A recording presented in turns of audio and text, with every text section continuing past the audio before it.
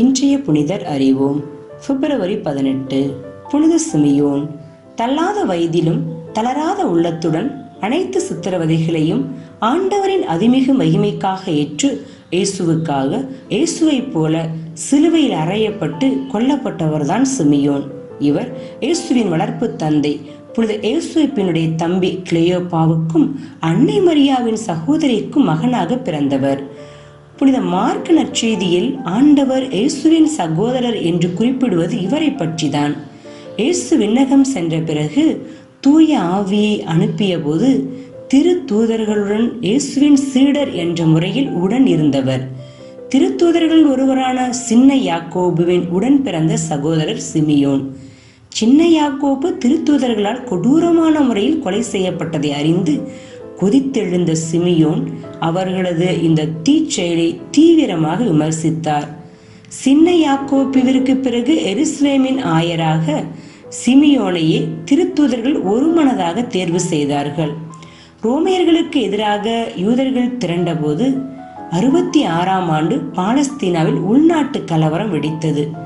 இறைவனின் திருவுளத்தால் எருசலேமில் இருந்த கிறிஸ்தவர்கள் எச்சரிக்கப்பட்டார்கள். இதனால் கிறிஸ்தவர்கள் அனைவரும் யூதேயாவிற்குள் வெஸ்பாசியன் என்பவர் நுழைவதற்கு முன்பாக ஆயர் சிமியோனின் தலைமையில் யோர்தானுக்கு மறுபுறம் பெல்லா என்ற இடத்திற்கு வந்து குடியேறினார்கள். எருசலேம் முற்றிலுமாக தீக்கிரையாக்கப்பட்டது. எல்லாம் அழிந்து சண்டைகள் ஓய்ந்து அமைதி நிலவும் வரை மக்கள் அங்கேயே இருந்தார்கள். இந்த பகுதிகளில் வெகு வேகமாக திருச்சபை பரவியது. புனிதர்கள் நிகழ்த்திய புதுமைகளை கண்ணார கண்ட எண்ணற்ற யூதர்கள் மனமாறி கிறிஸ்தவ மறையை தழுவினார்கள்.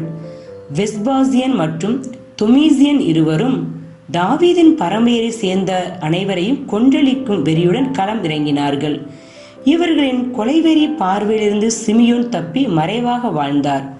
டிராஜன் இவரை விசாரித்த போது, நான் தாவீதின் பரம்பரையை சேர்ந்தவன் மட்டுமல்ல, நான் ஒரு கிறிஸ்தவன் என்று கூறி தலை நிமிர்ந்து நின்றார்.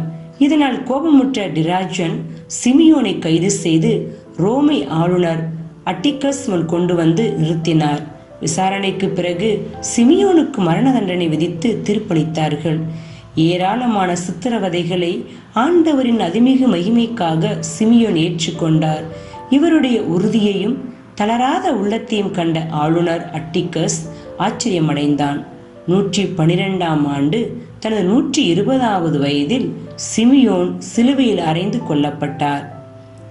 புனிதரிடமிருந்து கற்போம். சூழல் எதுவாயினும் உள்ளத்தில் உறுதியுடன் உண்மையுடன் ஆண்டவருக்கு சாட்சியாக வாழ்வோம்.